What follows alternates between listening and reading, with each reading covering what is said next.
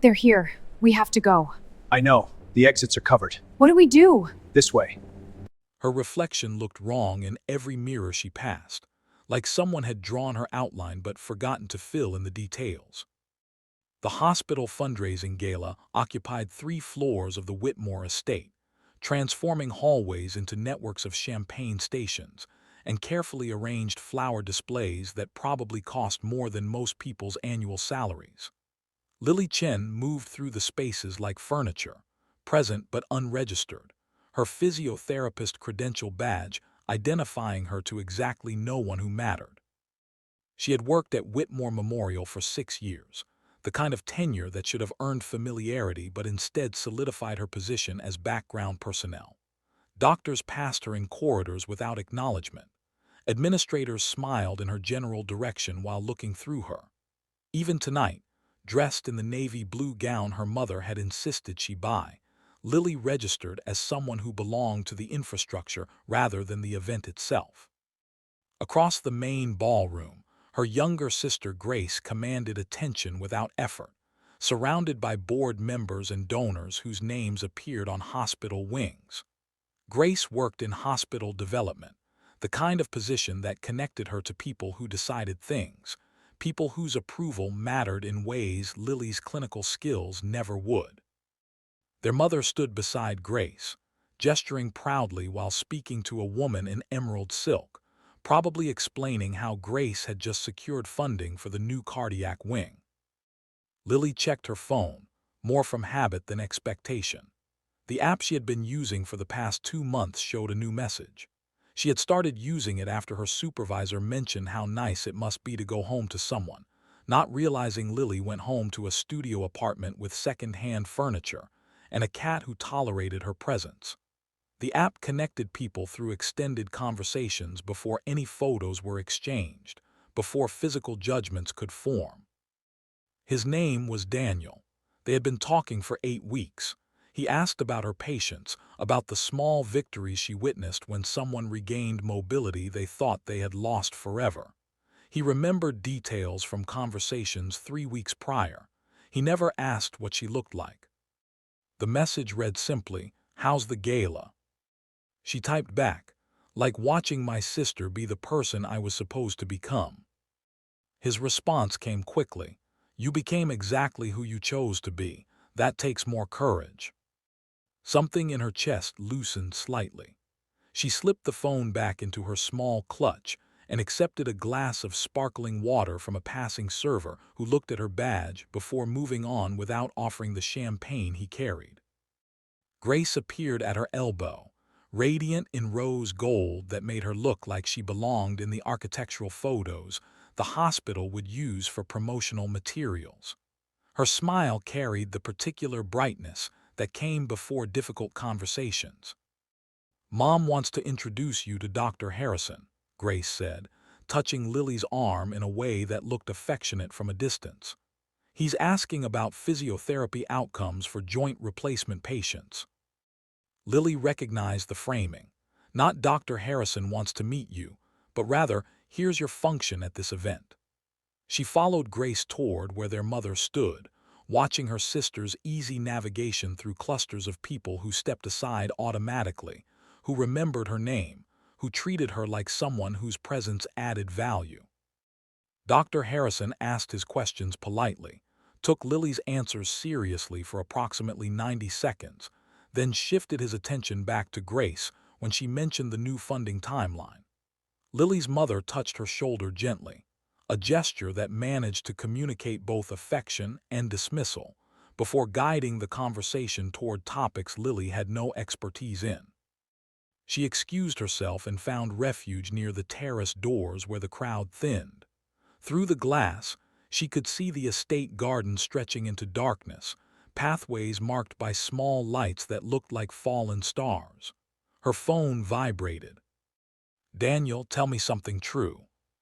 She considered the question, then typed, "Sometimes I think I could disappear from a room and people would only notice because there's an extra chair." The response took longer this time. When it came, it changed something. "What if I told you I was here?" Her heart performed an unpleasant maneuver. She read the message again, certain she had misunderstood. Here where? At the gala. I can see you standing by the terrace doors. Panic arrived in waves. She resisted the urge to spin around, to search the crowd, to verify or deny what couldn't possibly be true. They had never discussed meeting. She had never mentioned the gala specifically, only that she had an event tonight. "This isn't funny," she typed. "I'm not joking. I wanted to meet you properly. Is that okay?" Before she could respond, the room's energy shifted in a way she couldn't initially identify. Conversations didn't stop exactly, but they reorganized themselves around a new gravitational center. People turned, some subtly, others with obvious curiosity. A man moved through the crowd with the kind of easy authority that suggested he expected space to be made for him. He looked perhaps 40, wearing a suit that fit with the precision of something custom-made, dark hair showing gray at the temples, and an expression of calm certainty that made Lily's stomach drop even before he stopped directly in front of her.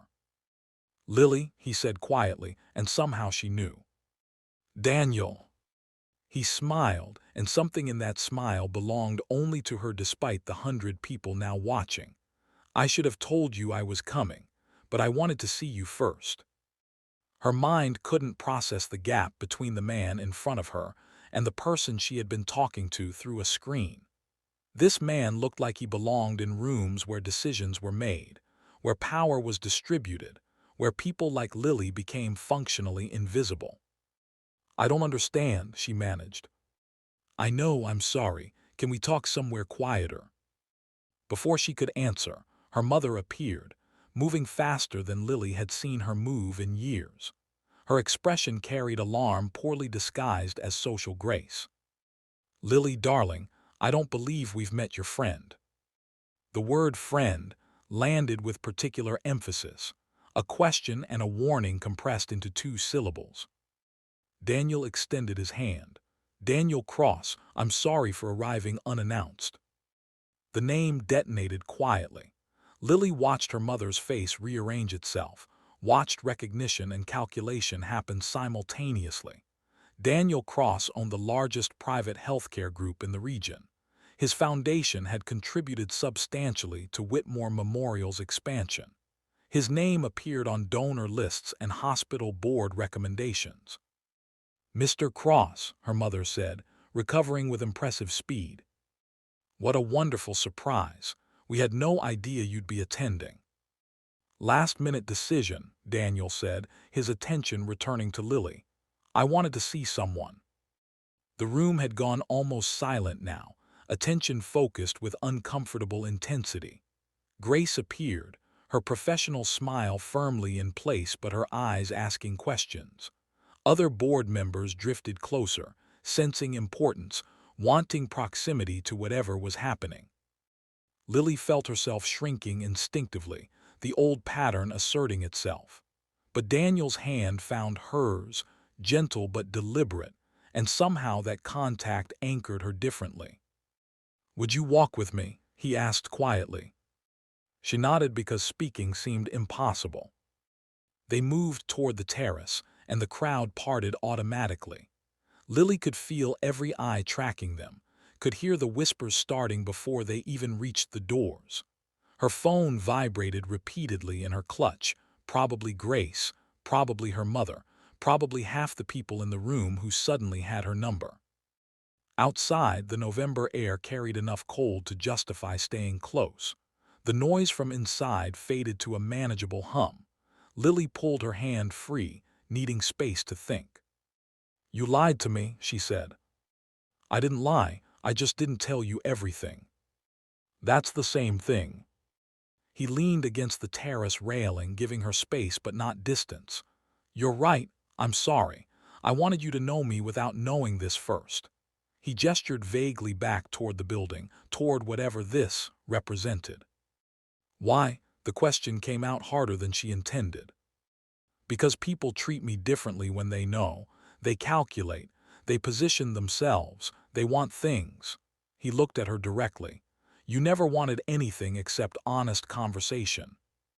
So this was a test. No, this was me being selfish. I got to talk to someone who saw me instead of what I could provide. He paused. I should have told you sooner. I was afraid if I did, you'd disappear. Lily wrapped her arms around herself against the cold. Inside, she could see people gathering near the terrace doors, pretending not to watch while absolutely watching. I need to go home, she said. Let me drive you. No, I need to think. He nodded slowly. Can I call you tomorrow? She didn't answer, just walked back inside, past the staring faces and the sudden social interest that felt worse than invisibility had ever felt. The messages started immediately. Grace called 4 times before Lily turned off her phone. Her mother appeared at her apartment the next morning with coffee and questions. Why didn't you tell us you were seeing Daniel Cross? I'm not seeing him. I didn't know who he was. Her mother's expression suggested this explanation required refinement. Lily, darling, opportunities like this don't just happen. You need to be strategic. The word strategic landed like a diagnosis. Her mother continued, explaining how important it was to maintain contact, how this connection could change everything, how Grace's funding initiatives could benefit, how the family's position in the community could shift. Lily listened to her mother reduce 8 weeks of genuine conversation into a networking opportunity, and felt something inside her go cold and final. Daniel called on the 3rd day. She almost didn't answer. I know I don't deserve your time, he said when she picked up, but I need to explain something. Go ahead. The reason I didn't tell you who I was is because the last 3 relationships I attempted ended the same way. Women who seemed interested in me became interested in access, fundraising opportunities, business connections, social positioning. He paused. I stopped being a person and became a resource. So you catfished me instead. I delayed full disclosure while trying to determine if you were different, which was unfair to you. I know that. Lily sat on her second-hand couch, looking at her small apartment that suddenly felt both inadequate and honest. What do you want from me, Daniel? A chance to start over, properly this time. People are already talking. My mother has a strategy. My sister wants me to leverage one. Our connection for her projects. Everyone suddenly knows my name. Does that change what we talked about for 2 months? The question sat heavy between them. It shouldn't matter, she knew that. But something about those conversations, about being seen for her thoughts instead of her position or her sister's shadow or her family's ambitions, had mattered more than she wanted to admit. I don't know, she said honestly. Can I see you, just us? No gala, no audience. She agreed before she could talk herself out of it. They met at a small coffee shop 40 minutes outside the city, the kind of place where nobody knew either of them. He arrived in jeans and a sweater that made him look less like a foundation director and more like the person whose messages she had saved in her phone. They talked for 3 hours, about his actual life, about the weight of expectation and inherited responsibility, about how money created distance even when you wanted connection, about her work, about the patients who taught her more about resilience than any training program, about existing in spaces where competence mattered less than visibility. When he drove her back to her car, he didn't try to kiss her. He just said, I miss talking to you these past 3 days. She realized she had missed it too. The relationship developed quietly over the next 4 months, hidden not from shame but from protection. They met in places where their names carried no weight. He showed up at her apartment with takeout and helped her reorganize her bookshelves. Explanation charming but naive. Of course not. But you can't pretend the connection doesn't matter. Mom's already talking to board members. They're excited about the potential partnership. Lily felt her stomach turn. He's not a partnership opportunity. He's a person I care about. Those things aren't mutually exclusive. You're allowed to have both. But they were mutually exclusive, Lily realized as she watched her sister's expression. The moment Daniel became useful to other people's ambitions, he stopped being hers in any meaningful way. She told him that night, sitting in his too-large kitchen while he made dinner. "My family wants to monetize our relationship." He didn't seem surprised. Most people do eventually. "Does that not bother you?" "It used to." He set down the knife he'd been using to cut vegetables. "Now I just try to determine who wants me versus who wants access. And which category do I fall into?" He looked at her fully. "You fell into the first category before you knew there was a second one. That's why I trust you." But trust felt complicated when her mother started calling with suggestions about events they should attend together. When Grace mentioned potential projects that could benefit from Daniel's expertise. When the hospital administrator somehow knew they were dating and invited them both to a donor appreciation dinner. The dinner happened in June, another gala situation but smaller and more strategically focused.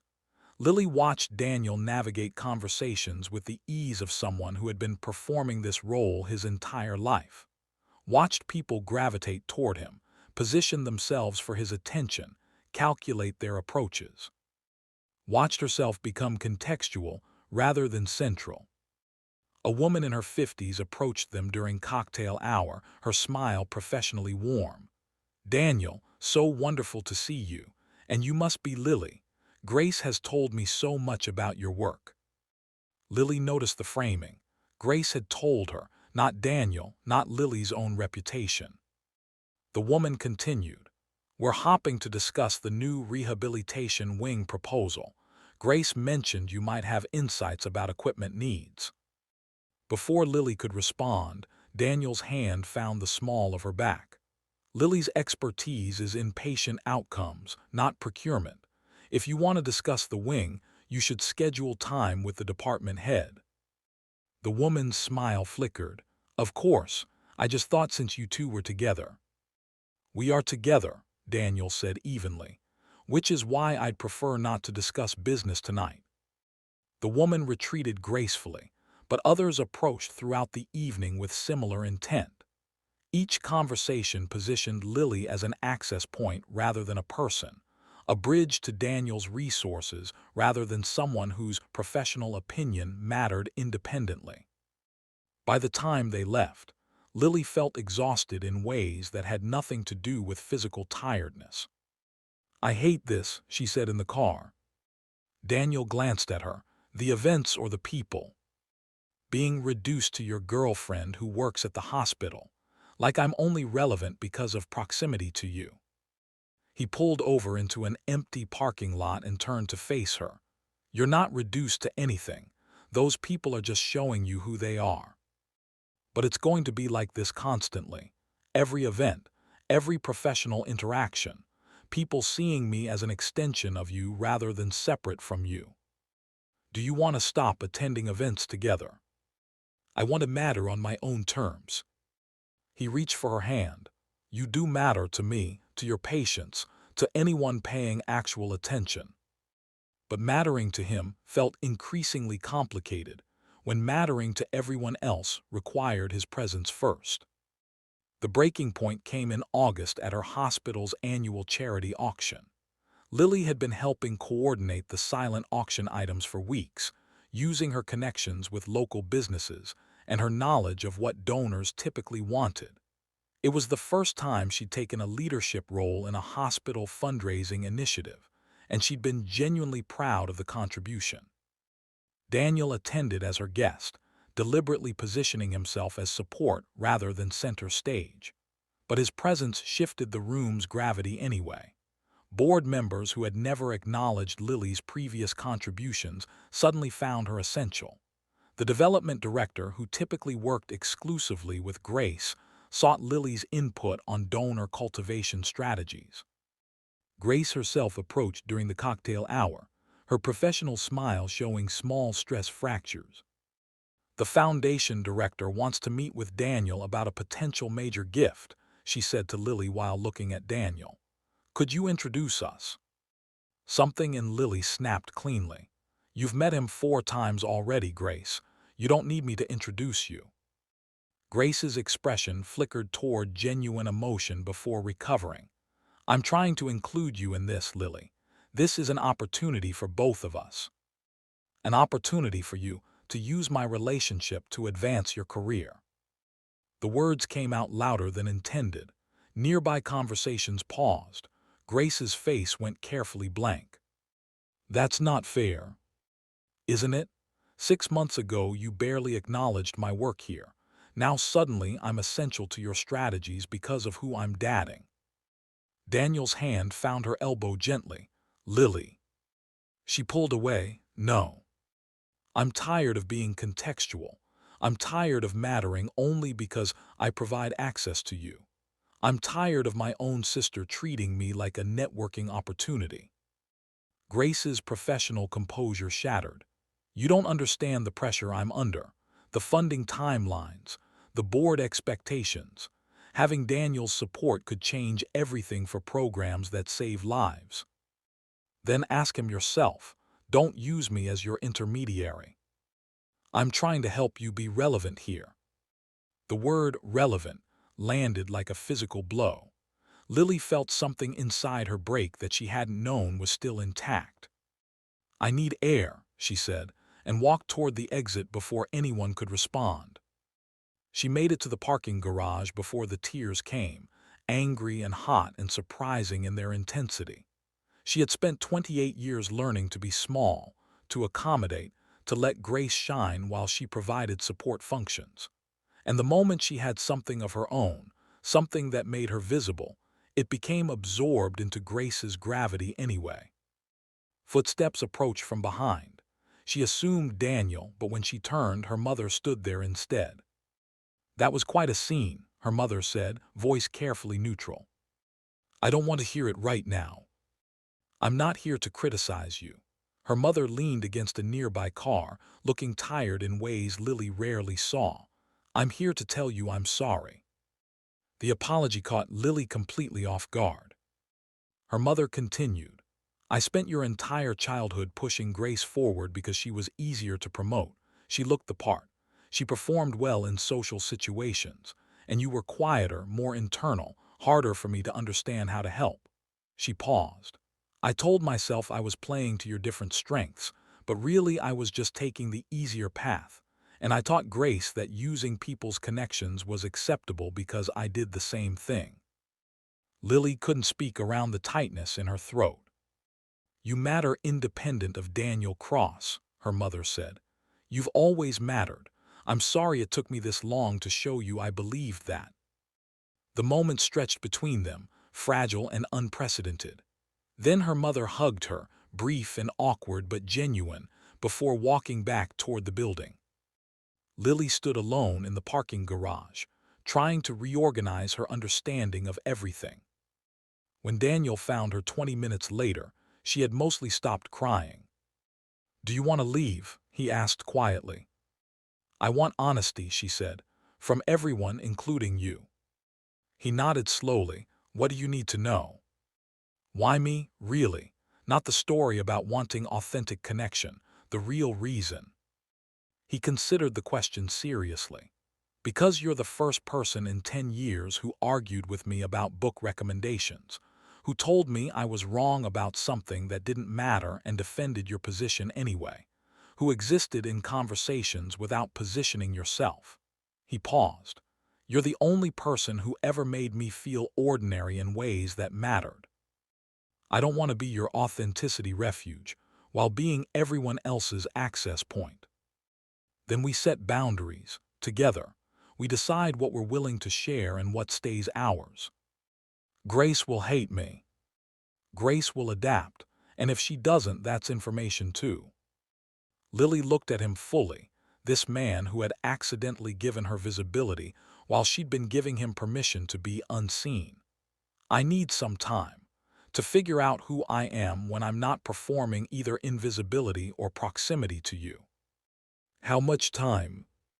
I don't know, more than a day, less than forever. He smiled slightly. That's a workable range. She kissed him once, gentle and certain, then walked back to her car alone. 3 months passed in careful reconstruction. Lily took a consulting position with a rehabilitation technology company, work that used her clinical expertise but existed outside the hospital's ecosystem and outside Daniel's sphere of influence. She had dinner with Grace twice, conversations that felt like negotiations toward new terms of engagement. She went to therapy and learned to identify the difference between accommodation and erasure. Daniel called weekly, respecting her requested distance while making clear the invitation remained open. In November, exactly 1 year after the first gala, Lily showed up at his house unannounced. He opened the door in sweatpants and a t-shirt, looking surprised and uncertain and hopeful in ways that felt more honest than any gala appearance. "I figured out what I needed to figure out," she said. "And what's that?" "That I can matter to myself and still matter to you. That those things can coexist if we build them carefully." He stepped aside to let her enter. The house looked different somehow, less staged, more lived in. There were books stacked on the coffee table and dishes in the sink, and it felt more like a home than a museum. "I missed you," he said simply. "I missed you too, but I needed to miss you while being whole on my own first." They stood in his kitchen, the space between them filled with everything they'd learned separately and everything they might build together. He didn't move to close the distance, letting her choose. Lily stepped forward and took his hand. "I don't want the gala version of us," she said. "I don't want the version where I'm relevant because of you or you're human because of me. I want the messy middle where we're both just ourselves." "I want that too. It's going to be complicated. People are still going to have expectations. My family is still going to be my family. Your foundation is still going to matter to people who want access. I know, we'll handle it as it comes." She leaned her head against his chest, feeling his heartbeat steady and real. "No guarantees about where this ends up." "No guarantees," he agreed, "just intention." Outside, the November evening settled into darkness. Inside, they stood together in uncertain but chosen territory, two people who had both learned the cost of visibility and invisibility, now attempting the harder work of building something honest in the space between. Lily didn't know if it would work long-term, but standing there in his kitchen, holding his hand while rain started against the windows, she knew she was finally doing the one thing she'd never allowed herself before. She was choosing what she wanted, regardless of who was watching.